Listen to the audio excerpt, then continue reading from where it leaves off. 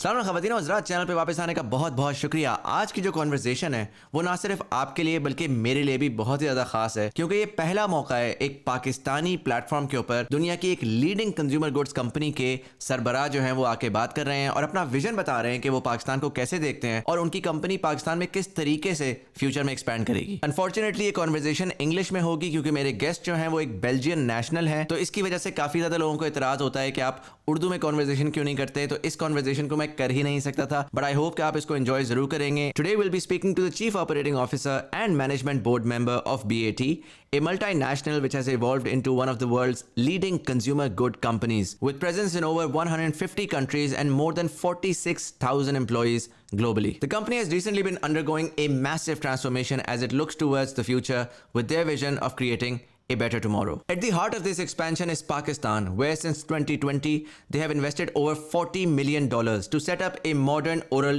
nicotine pouches factory in Jhelum. BAT's local subsidiary, the Pakistan Tobacco Company, is one of the leading employers in the country and has paid over 600 billion rupees in taxes in just the last 3 years alone. Alongside this, they have also exported over $150 million worth of cigarettes and nicotine pouches to countries like Japan, Peru, France, and many others. As of February 2025, BAT's global market cap is over $80 billion with revenues of over 25 billion pounds last year alone. To help the global operations, transformation, and growth, they have set up a global business solutions hub in Lahore, hiring over 500 people working in global roles, generating more than $20 million in services exports since they've launched. I'm excited to have Johan Vandermeulen join us today for a conversation to discuss BAT, the future of the company, and their operations in Pakistan.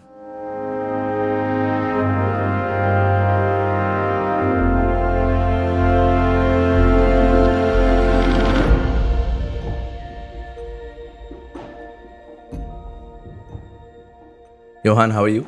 I'm fine, thank you. Just as a sort of overview, just as a starter, can you give me context of what the scale of BAT is for those of the viewers who don't know, and overall your experience with PTC in Pakistan?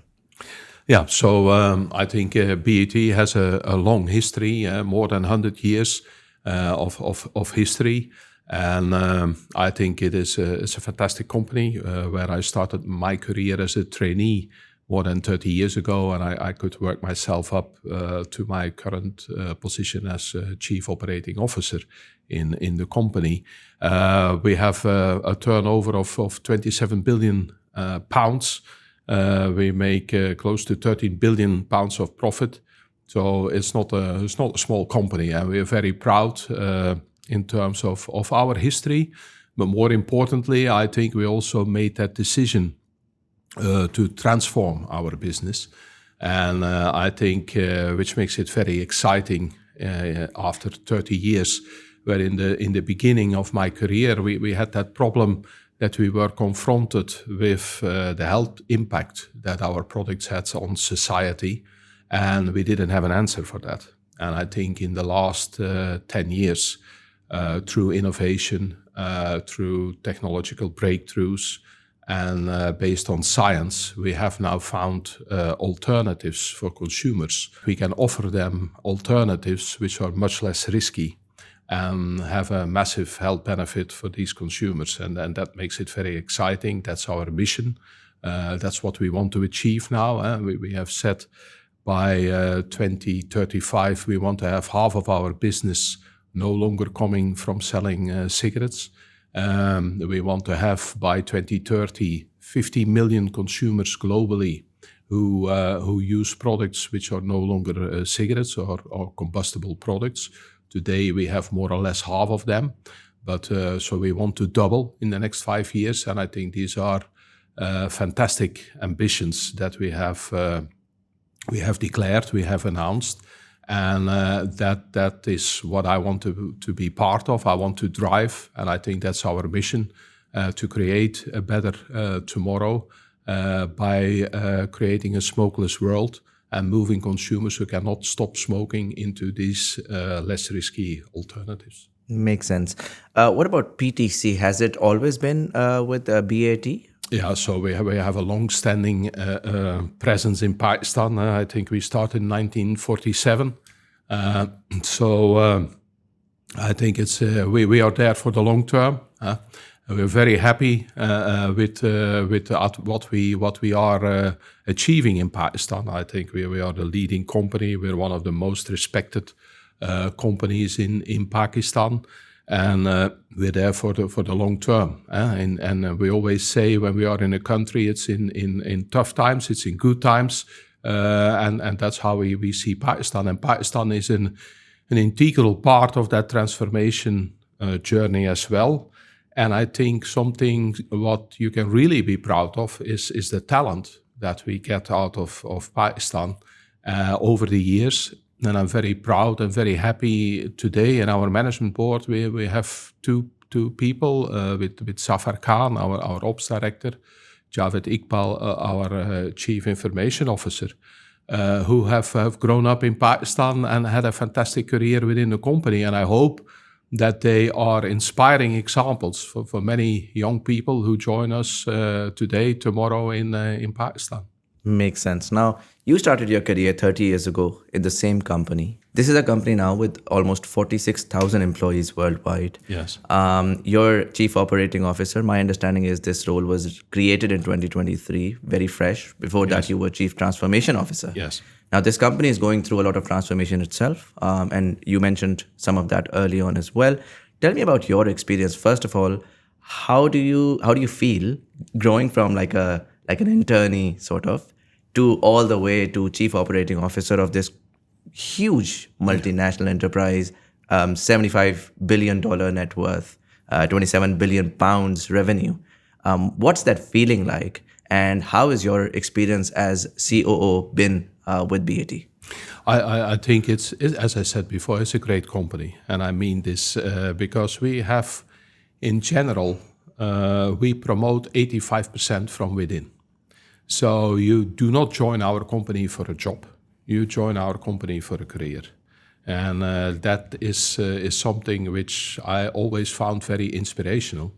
And I think also with young people, we take risks. We are prepared to take risks. And I always say to my people, the worst thing that can happen in your career is that you can never demonstrate how good you are.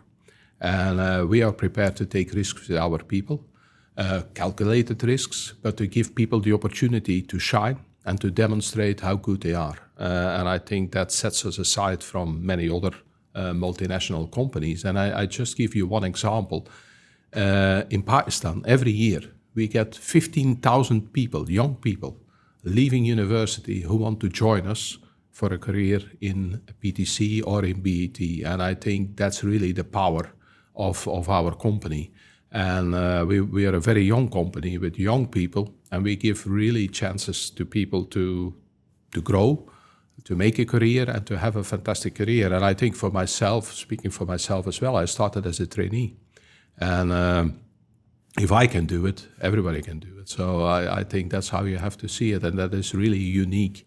There are not many companies in the world who offer this to people who join their companies.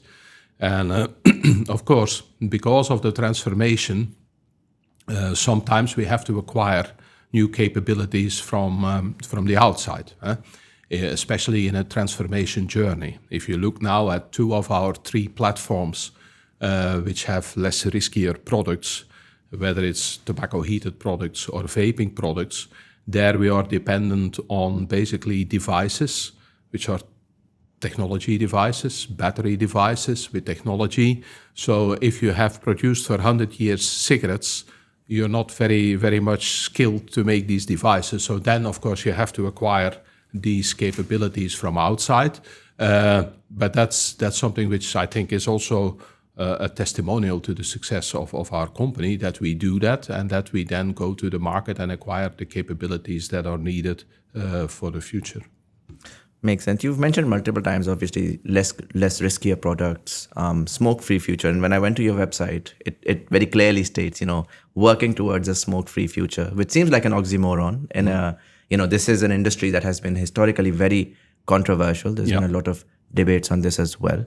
But you're not just claiming this, you're also going through this transformation. Run me through, what does BAT mean when they're talking about a smoke-free future? all the while selling a lot of cigarette products still today? Yeah. So we are very clear about this. So we want to create a smokeless world. We want to, look, if you don't want to run the risk, don't start to smoke. If you smoke and you can stop, stop. But if you don't want to stop, we advise you to switch to better products. Better products means less risky. Let me explain what we mean by this. We in our products, we have nicotine. Nicotine is addictive, but nicotine is not a problem. Nicotine is not carcinogenic, contrary to, for instance, alcohol. Alcohol is carcinogenic. So if you can, and this is not only us saying, this is also FDA in the US, or Public Health England, or Cancer Institute in France, if you could deliver nicotine without having to burn tobacco, most of the problems disappear. It's the burning of basically organic material that causes basically all the chemical components that cause cancer and cause health issues. So today with these three platforms, with tobacco heated products, you don't burn the tobacco anymore. Burning starts around 800 degrees. We basically heat the tobacco around 300 degrees. Yeah? So these carcinogenic components don't get released anymore. In vaping, you don't even have tobacco anymore.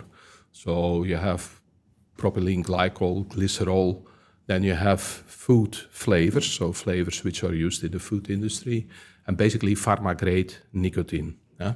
It's still inhaled, but again, no combustion.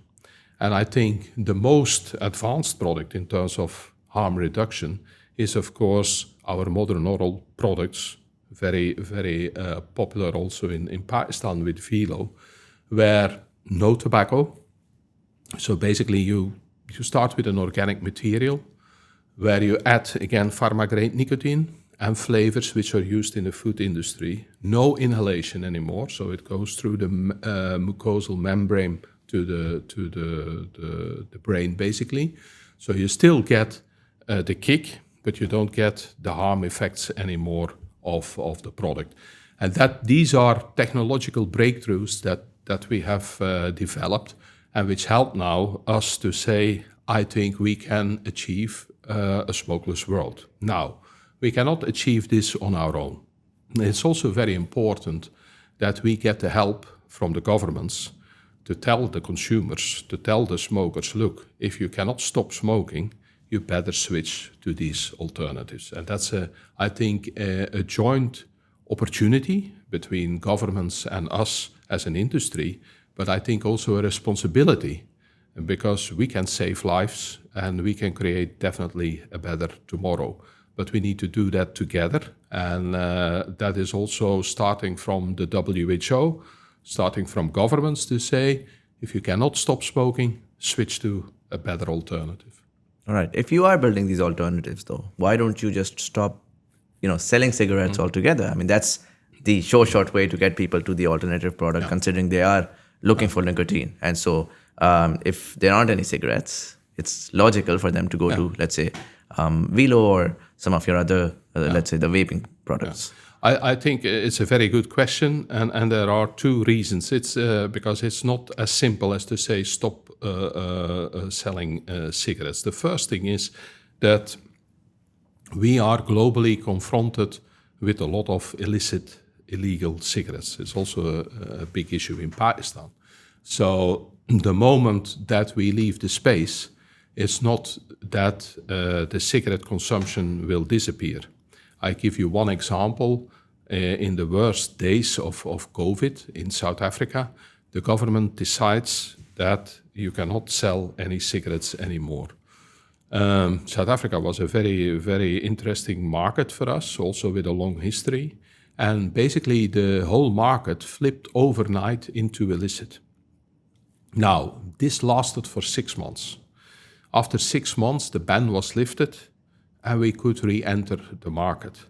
But still today, and we are 2-3 years post that COVID time, still 75% of that market is illicit. So, and with illicit, you don't have, because we are a responsible company, and so everything that we market is actually goes through internal controls, but we will always respect the laws, the regulations, product standards, and the whole thing. With illicit products, you don't have that guarantee. You don't know what's in the products. They don't respect any regulation. So basically, from something which is at this moment very well regulated in every country, you get into something which is out of control. And I think then we are much further from home in terms of that ambition to create a smokeless world than if we gradually, together with governments, transform from smoking into non-combustion. Actually, there's a second reason, which is an economic reason for us. Of course, we use the revenues that we get from combustion, from selling cigarettes, of course, to fund the transformation. And just to put that in perspective, we talk about billions. So if you look at how much we spend to build these new categories, we talk about billions of pounds, just to make consumers aware that there are alternatives, how we build a brand, how we help them to switch, because also you have to give up a ritual of smoking. So it's almost like hand-holding the consumer through that journey from stepping away from cigarettes and the habit of smoking into these alternatives. Right. When we look at Pakistan particularly, or generally developing countries like Pakistan, but Pakistan in particular, how do you see BAT introducing? I mean, we know that you've introduced VELO, but there haven't been other products introduced as yet. Yes. How do you see Pakistan evolving in this space of alternate tobacco products? Yeah, I think Pakistan from in the emerging economies and developing world, I think is a very good example in terms of openness to these new categories. I think what we advocate, where we still can step up, is in terms of product regulation. Because I think we always need very good product regulation, that we keep the situation, I think, regulated, that there is a level playing field. Because I see, for instance, in terms of vaping, there's a lot of illegal products in Pakistan as we speak, coming out of China. We don't know what's in. So I think if we have a good regulatory framework in what's allowed and what's not allowed, I think we can bring vaping to Pakistan successfully.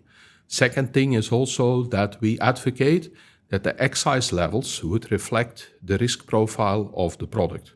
And as vaping is much less risky than smoking, we would advocate to have a much lower excise rate than on cigarettes. I think excise, we should also have a lower excise rate in Pakistan on vaping going forward to reflect that risk profile. I think it's the same with modern oral. So there is a lower excise rate, which is good, but we still advocate there also to have product regulation, like that there is a nicotine ceiling, that we also agree on some product standards, and I think also some brand standards, because let us be very clear, we are very clear as a company that we don't want users, underage users, so minors, children, or whatever, to consume our products. Definitely not cigarettes, but also not nicotine products. So I think it's also irresponsible, and we see that from a lot of these products which come illegally into the market, especially in vaping, with bubblegum flavors, Coca-Cola flavors. I don't think that this is the right thing. As a company, we say let's use adult flavors. That is tobacco, menthol, minty flavors, fruity flavors. That's it. Adult flavors, not bubble gum or things like that. And the same with actually some of these devices that you clearly see that they are not targeted to adult consumers. So I think that's something very important, that we keep that under control and that we leave that in the hands of responsible companies. But the good thing is that Pakistan as a country has opened up for that vision of basically tobacco harm reduction, as we call it. And I think if we could frame that well, I'm sure we can save more than 1 million lives in the next 10 years in Pakistan of people who today would continue to smoke. And if we put the proper regulation and enforcement in place, that we could let them switch or help them to switch to these lower risk products. Makes sense. I mean, this is a fairly new category, right? And so have other countries around the world regulated it in similar ways? Like what would be potentially one example of a very progressive regulatory environment that you've sort of experienced when it comes to some of these newer categories? I think Sweden is for me the blueprint in terms of regulation. Let me explain a bit. If we go back 20 years, the smoking incidence, adult smoking incidence in Sweden was between 20 and 25%. If we fast forward 20 years, we see that the smoking incidence is basically between 5 and 6%. But the nicotine incidence is still above 20%. So there you have seen a massive shift from smokers into these new categories, be it vaping, but more importantly, modern oral and snus. Snus is similar to modern oral, but it still contains... What's snus? Snus is basically the same pouch as what you have in VELO, but it still contains tobacco. Right. So we have gone even a step further to take completely tobacco out. And more importantly, if we look then at, for instance, the diseases which are traditionally related to smoking, lung cancer, for instance, then we see in Sweden that the mortality rates linked to lung cancers, for instance, are less than half of what you see in the rest of Europe. So I think this is the most powerful evidence that we can show in terms of how tobacco harm reduction can be beneficial for society, can be beneficial for the consumers. And I think that is very powerful. The other thing which I think is important, that we have more and more scientific evidence, because there's a lot of scaremongering in the public opinion around these new category products, that we really base our debate and also our regulation on scientific evidence and scientific proofs that these products can help you to save lives and to reduce the risk which is traditionally related with smoking. All right. And how has VELO performed? I mean, it's been how many years in Pakistan? Maybe 4 3 years, I think. Yeah. So how has that experience been? No, I mean, it's a fantastic development. I think we have today almost 500,000 consumers, which is great. I think this is probably, as I said, it has an enormous potential because it doesn't contain tobacco. It's not inhaled anymore. I think that this is really a game changer for the consumer. So doing extremely well, and we're fully supporting it, fully investing in it. We hope that we can get also the proper regulation in place, because as I said, we want to make sure, like we are advocating for nicotine ceilings, we're advocating for flavors which are adult flavors. Those type of things we still think that we can put in place to give it that sustainability. But the beauty is also you don't need to invest in devices. So it also has a low barrier to entry from a cost point of view. Yeah, because that was going to be my next question as well. For a lot of countries like Pakistan, I think one of the biggest problems is the barrier to entry for these newer products, particularly for, let's say, a vape or something like that. It is the cost of production is higher, right? With cigarettes, it's just tobacco rolled into a very simple product. Yes. And so how do you see a lot of the developing world coming into these sort of alternate products, considering the fact that it's always going to cost more than just rolling a cigarette? Yeah, I think modern oral or VELO is there, I think, the best answer, because you don't have the problem of the devices, the batteries, the technology, the whole thing. So economically, I think that works very, very nicely for us as a company, but I think also for a consumer, because the financial outlay from a purchasing power point of view, this is very, very easy to switch from basically cigarettes to modern oral, and you will see that the satisfaction you get from a nicotine point of view is very comparable to what you get from cigarettes without all the risks that you have from cigarettes. Right. I'm going to change the conversation a little bit. Just want to understand the sort of business side of BAT and PTC in particular. Now, PTC historically has been this one multinational that I know personally. All of my friends, when they were graduating, this was their first like primary place to be in, right? And also what you mentioned early on in the start, I've seen a lot of people in PTC and then in BAT who've worked here for 5 years, 10 years, 15 years. And this is fairly unique now because it's a very common thing to go to a company, work there for 2-3 years, and then sort of move on. Tell me, first of all, how were you able to build this sort of corporate environment where people are willing, even in today's day and age, to spend their entire life within the same organization? Like, what compels them to be that sticky to one place? Yeah, that's a very, very good question, and I think it relates back to what we stand for as a company. I think very clearly articulated what our strategy, our vision is, I think, which is very compelling now also. You want to be part of that story of creating a smokeless world. You want to be part of a transformation story, especially if you look at the size of the transformation, that today already almost close to 1/5 of our business comes out of these new products. We're talking about...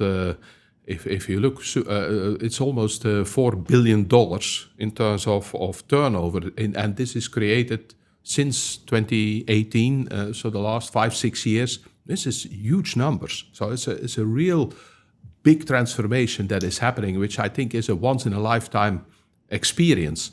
I think we clearly articulate what we stand for with what we talk about as our values.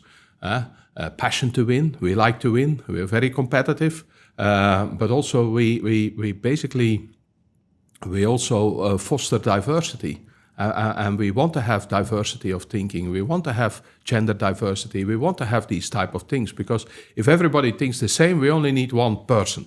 But if we have the difference of thinking and the difference of cultural knowledge and things like that, you get a much richer debate. And last but not least, I think it's also the integrity, which we have, which we stand for, which we want our people to also stand for. I give you the example. So if we say that we don't want to sell our products to minors, that is clearly a red line. So if we find somebody who would cross that line, he or she will be out the next morning. So I think that is what we stand for. And at the same time, we are prepared to take risks with our people in terms of careers, in terms of promotions, and not only careers, as I said, in Pakistan, but it's a global career if you want. If you are mobile, you will be today in Pakistan, next year in Canada, and the year after in Brussels or in London or whatever. So I think it's very exciting, it's very compelling, and you can have a fantastic career in the company. Right. You have 2 board members right now who Yes. who are Pakistani, but interestingly, they're from Multan and Peshawar, right? Yes. So they're in Pakistan's context. When you're looking at Karachi, Lahore, and Islamabad, these are peripheral cities, not where you'd expect some of the top talent to be coming out. But clearly, talent is there in Pakistan, and you guys have been able to nurture that. Yes. Tell me how PTC has aided BAT's global goals. I know for a fact, like you mentioned, that the talent is mobile enough. They're not just exclusive to Pakistan. They're going all over the world, and they're sharing that experience in different regions.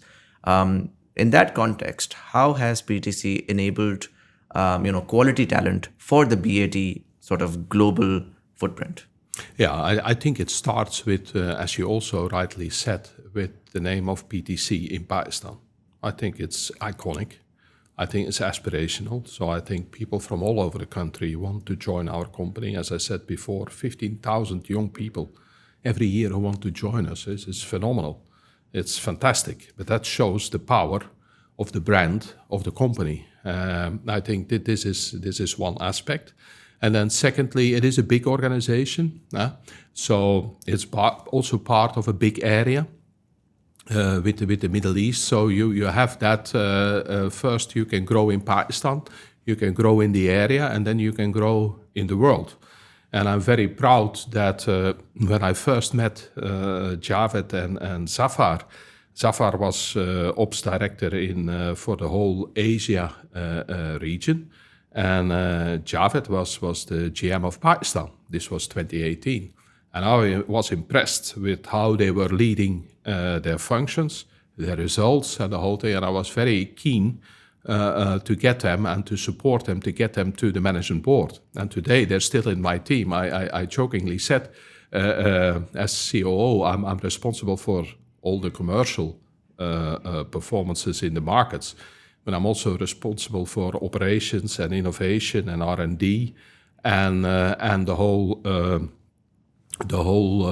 digital GBS, shared services, and IDT function, which is led by Javed, and Zafar is leading the operations teams, and then I have 3 regional directors. So 40% of my team is from Pakistan. So that's fantastic, and I hope that that's very inspirational and aspirational to all the talent in Pakistan that is joining us today, and that they see them as role models for the future. I think the other thing, which is also I'm very proud of, because I was in Pakistan a couple of years ago, how impressed I am in terms of even the diversity within the company. Also many females. It's not only males. I think we have also a lot of very talented females who are making fantastic careers in PTC and in the area and the region. Yeah. You mentioned global business shared services. Yes. Tell me a little bit about that. Where is this based? This is my understanding is this is in Lahore? That's in Lahore, yeah. So in Pakistan, I think we employ 1,400 people directly. I think indirectly, there's another 3,500. If you look security guards, because we don't employ them, it's outsourced. So we talk probably in total about 5,000 people.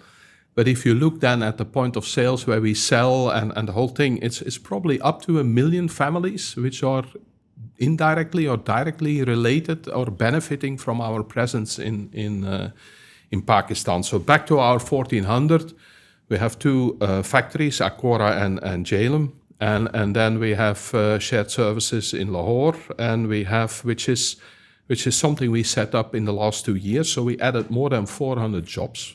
And I think these are very well qualified people who are running our shared services out of Lahore.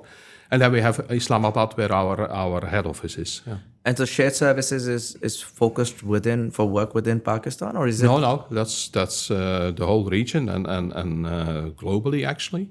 I think which is also interesting if you look at the basically how much hard currency inflow this generates for Pakistan. Partially, I think it's like 20 million, more than 20 to 25 million, which is generated through shared services.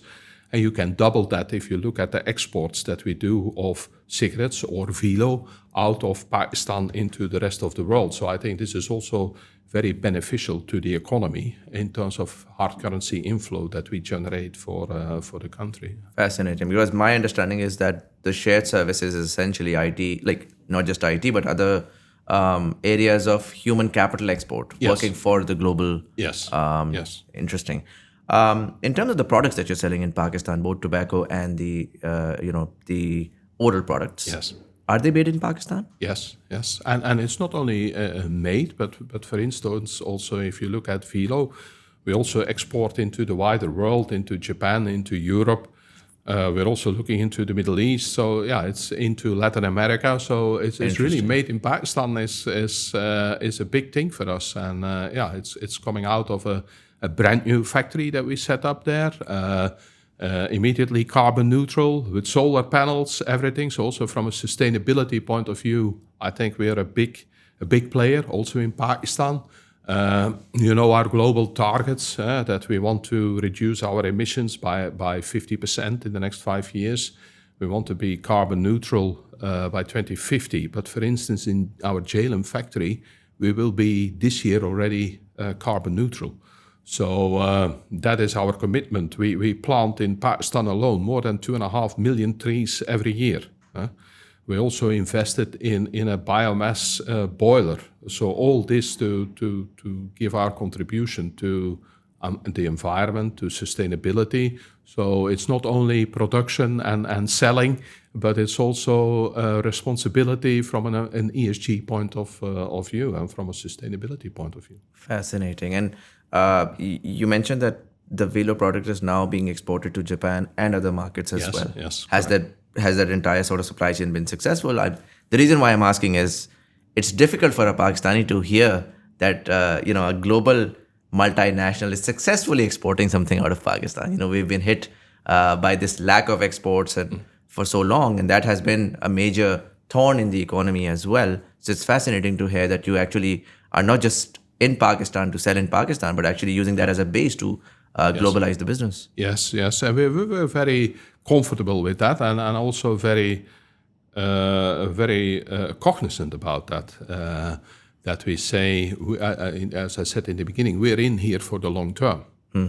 So I know that Pakistan went through a difficult time. A lot of companies were pulling out or were reducing their footprint. We actually increased our footprint with what we did with VELO in terms of the investment in a new facility for exports, with setting up the GBS function out of Lahore, which added 400 jobs. So we are very committed to Pakistan, to the future. We're very happy and proud. I'm one of the biggest supporters of your country in terms of the talent, in terms of the quality of our products that we make, and we can export them everywhere. Yeah. Fascinating. Talking about the sort of challenges, right? We've seen an economic downturn over the last couple of years, and this is something that Pakistan is a tough market because it's not a one-off. There's a constant cycle of boom and bust and boom and bust. Yeah. And so if you're looking at today, are there any macro challenges that are hampering growth for you for PTC in Pakistan?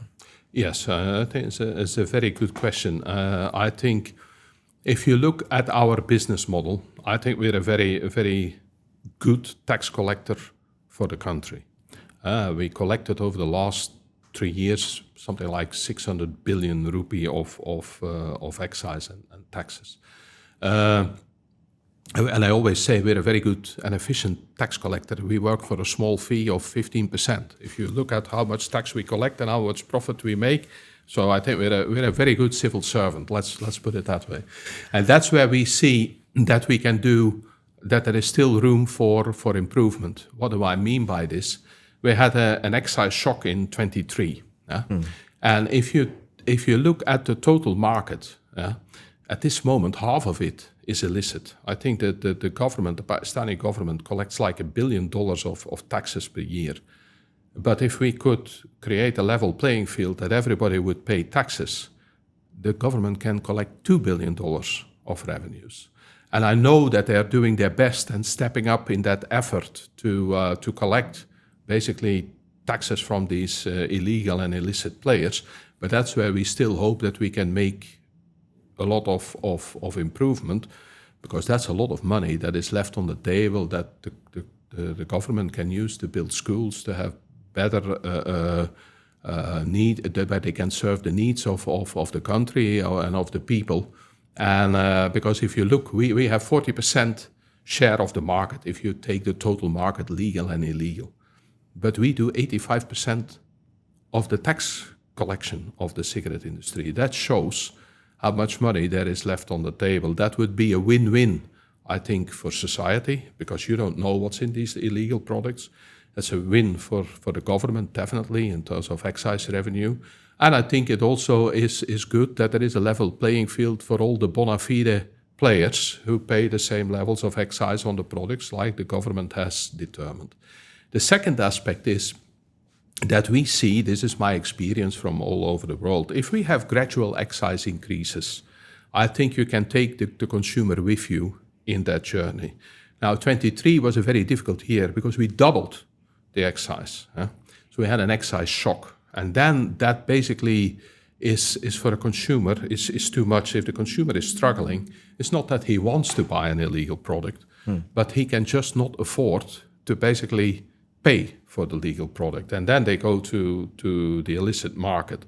So I think it's like you say, how do you avoid these excise shocks, which have a lot of unintended consequences? If we would have gradual excise increases, we can keep the consumer in that legitimate business, which is better for the consumer. which is better for the country in terms of tax collection. And also you don't get that phenomenon that basically half of your market goes to people who do not pay excise or companies who don't pay excise. Right. Is illicit trade or non-tax paying smuggled products, is that a problem all over the world? It's a problem all over the world. How? And the problem is getting bigger and bigger. Right. So that's a massive concern, because if you look how much money there is, which if you look at that part which excise and VAT is, if you don't have to pay this is an enormous amount of money. So it's very lucrative for non-bona fide players to jump into. They don't care about responsibility. They don't care about what they put in the product. So it's all opportunistic, very often even linked to even terrorism in the world, to fund terrorism. So this is a major concern, and this is also an open question that we have for all governments, is to say, make sure that you have the proper enforcement in place so that you avoid that problem of illicit. But it's not only a problem in Pakistan, it's a problem in many parts of the world, but often it gets accelerated when you get these excise shocks. Is there any other example that you think Pakistan can learn from when it comes to managing? Because illicit trade has been a problem, and this has been something that's a major part of the conversation. At least I know for the last decade. But somehow, there's a lot of lobbying for it, but somehow it just doesn't. There's nothing that happens. There's no result, right? And I understand there's probably a lot of real world scenarios, which is what makes it difficult. But are there other examples across the world that we can potentially learn from? You already mentioned sort of sustainable excise increases, but how have other countries tried to, sort of track and figure out, or to be able to stop these illicit cigarettes from coming in the market? Yeah, I think it's twofold. On one side, it's often produced within the country. There, I think it's a good dialogue in terms of because there are good insights who it is and where it is produced. So I think there, in some countries, what we do is basically put tax officers within the company, within the factory, so that everything is registered and that there is a reconciliation about what comes in and what goes out. I think that's one example. And of course, the other one is how do you control your borders, your ports, because that's where it often comes in. But I think if the political will is there to do something about it, because I think that's also the beauty, because we have seen also in Pakistan when we didn't have these excise shocks. So if we don't have that excise shocks for the next 5 years, gradually you will see the consumers coming back to the legal market and the legitimate market. So it is to avoid these type of shocks, then do the right enforcement. I think also invest in that enforcement, and it's good that Pakistan is doing it because the payback is instantaneous. So that would be my advice. And there are good examples because we have seen that if the government invests in that, I give you one example. Uzbekistan went through a bad time in terms of illicit, but they prioritized it. They put these things in place, what I just described, and they got it back under control. So I think it is doable. Right. Beyond illicit trade, obviously there was a lot of inflation last couple of years as well, and obviously for a lot of companies that just completely threw the pricing out the window, right? Yes. And so I'm trying to understand, with that sort of economic bust that we saw, and beyond just the excise shock, how did that impact demand? How did that impact overall business? And are you seeing now more stability in the economy over the last year, as we're sort of hearing in the media as well? Yes.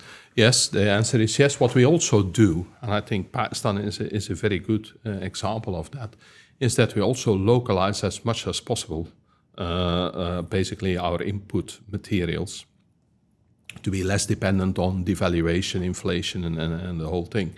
So I think we're very much advanced on that. We have contracts with more than 10,000 farmers so all our leaf, or a big part of our leaf, is bought locally.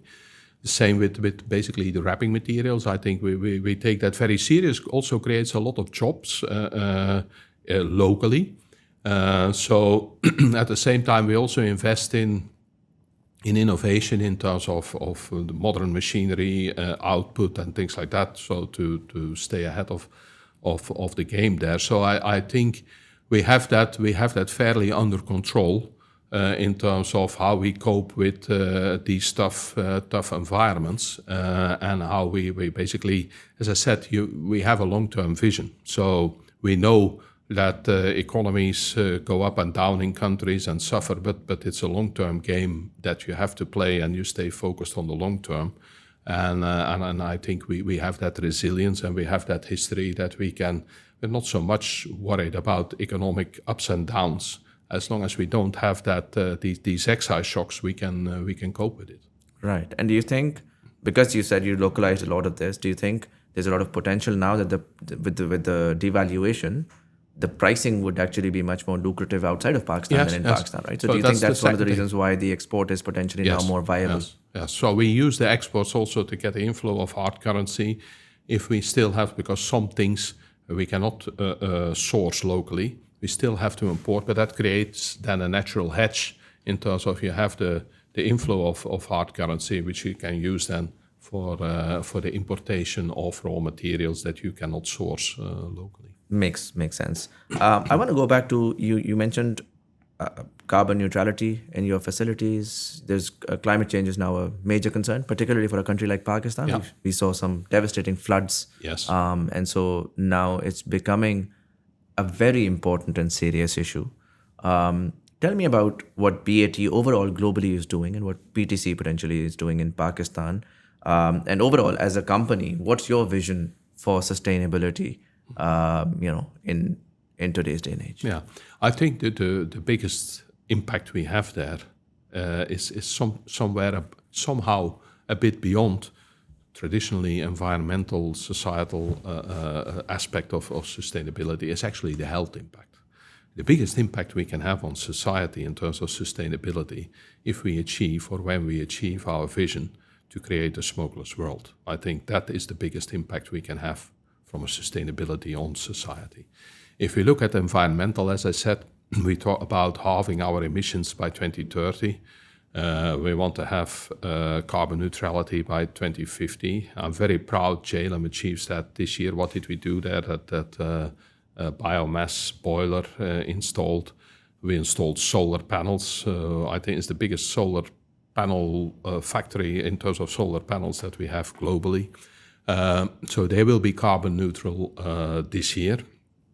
Water recycling is a very big topic on our agenda, which we have metrics that we recycle more and more of the water, which we track, and we're doing very well. So that's on the environmental front, the waste, to reduce the waste, to reduce also basically the waste, the residual waste. So all these metrics we have in place to reduce the impact of our footprint in Pakistan and globally. But I think what we achieved in JLM is almost like a blueprint for the rest of the world. The same with what we do in terms of tree planting, 2.5 million trees per year. So this is our contribution to society. If we go then to the farmers, it's the same in terms of how do we reduce the amount of pesticides that we use. Again, in terms of environmental impact, where we help them, where we also help them to diversify to other crops. And also, very important, we want children to go to school. So we also want to have zero child labor. We use their modern technologies like drones to self-control, that we make sure that the children are not on the farms working on the fields. So we take this very serious, because I think this is very important. Children have to be in school. They have to learn. They have to study for a better future for themselves. So this is high on our agenda. Very high on our agenda. Right. So I'm going to wrap this up, but I just want to ask you one last question. As the Chief Operating Officer of the BAT, what's BAT's vision for PTC in Pakistan for the next 5 to 10 years? So we're there for the long term. As I said, we're there for almost 80 years. We want to start the next chapter of 80 years. And in line with our corporate strategy, in terms of creating a smokeless world. I hope that we can, together with the government, put proper regulation in place in terms of how to regulate the vaping market, how to regulate the modern oral market, that we can do that in dialogue based on scientific evidence on what regulation is good to help basically consumers to transform from smoking into these new categories. We have a fantastic brand with Pakistani Pall Mall. So my dream is that these consumers also migrate into the next big brand, which will be VELO. So, and I think we have that. We have a good relationship with the government in terms of our responsibility and how we are basically a serious business partner for the long term in Pakistan. We hope that we can continue that dialogue so that we can create that regulation that helps the consumer to transform as well. That's my wish. And secondly, I think that Pakistan continues to be a talent factory for us as a group.